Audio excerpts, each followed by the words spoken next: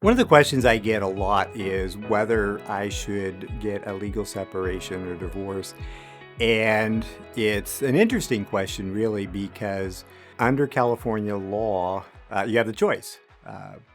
As the terms would imply, a divorce is a complete separation, severance of the marital contract. Marriage is a contract under California law between two adults. Differences in the cases really are very minimal. A legal separation will cover exactly the same overriding issues as a divorce case. It will deal with separation of assets and debts, i.e., property. It will deal with support. It will deal with custody if there are minor children involved. But the key difference when a legal separation is completed, we receive what's called a judgment of legal separation versus judgment of dissolution or divorce. And so, in a judgment of legal separation, even though people may have divided up all of their assets and debts, people have a custody order, a parenting plan, people have support orders, they still remain married to each other. So, why would somebody do that? Number of reasons. Number one, if somebody is new to the state and they're at a point where they want to end the relationship, one of the ways in which they can move that process forward is by filing a petition with the court for a legal separation. Before a divorce can be filed in California, the state law requires that a person be a resident of the state for a minimum period of 6 months. And in the county where it's filed, they have to be a resident for a minimum period of 3 months. So if a person is relatively new to the state and they want to terminate the marriage, they can't file a petition for dissolution. And sometimes that can be problematic because they may want to ensure that a California court has the ability to supervise the process of terminating the marriage. And if they're coming from somewhere else, and their spouse files a petition in another state, then that can be logistically challenging. They may have to deal with a case in Illinois or Florida or New York or somewhere else where it can be very, very difficult. They may not have family support or other support structures there or resources there in order to deal with a case long distance.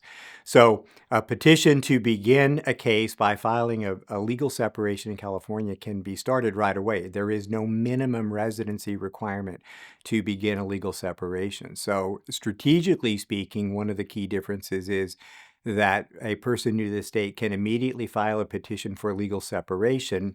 And then after they're here 6 months, they can amend or modify the case to a dissolution. So it establishes that a California court, a home court, is the court that has jurisdiction over the matter and it can be heard here.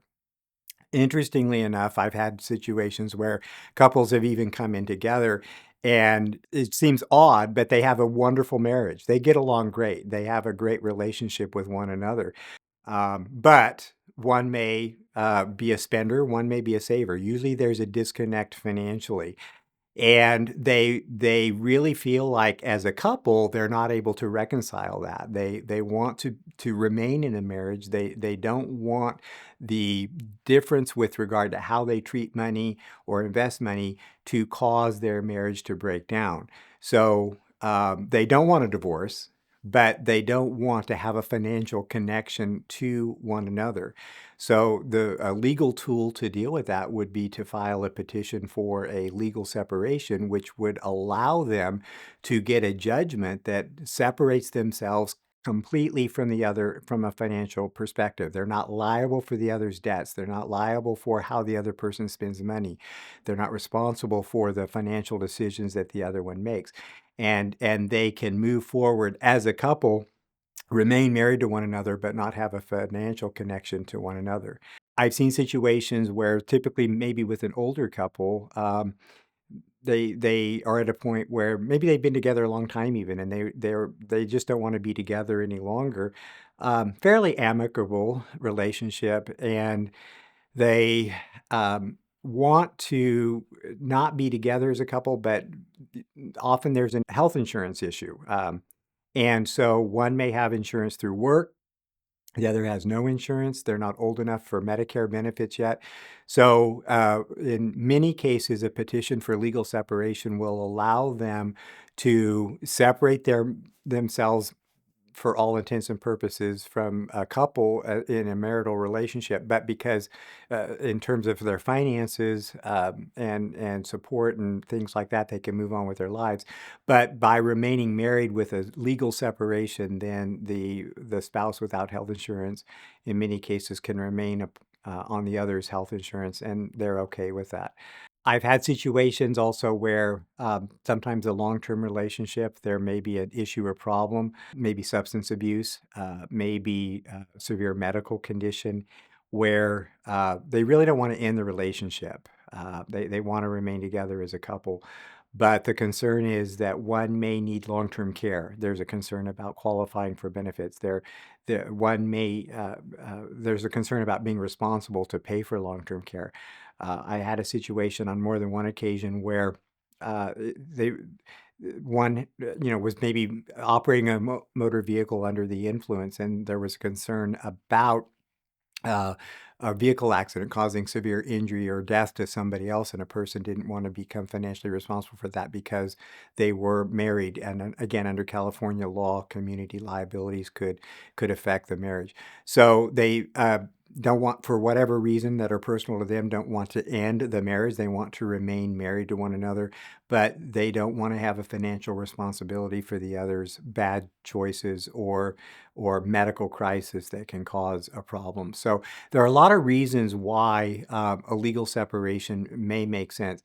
And then I guess the last one I'll mention is that sometimes people are fairly sure that they want to end the marriage, but they're not 100% sure. And so they may want to pursue a legal separation and deal with the financial aspects of dividing up things, deal with the custody aspects of how they're going to develop a parenting plan, and even set up support orders and things like that, with a hope that there may be a reconciliation at some point in time.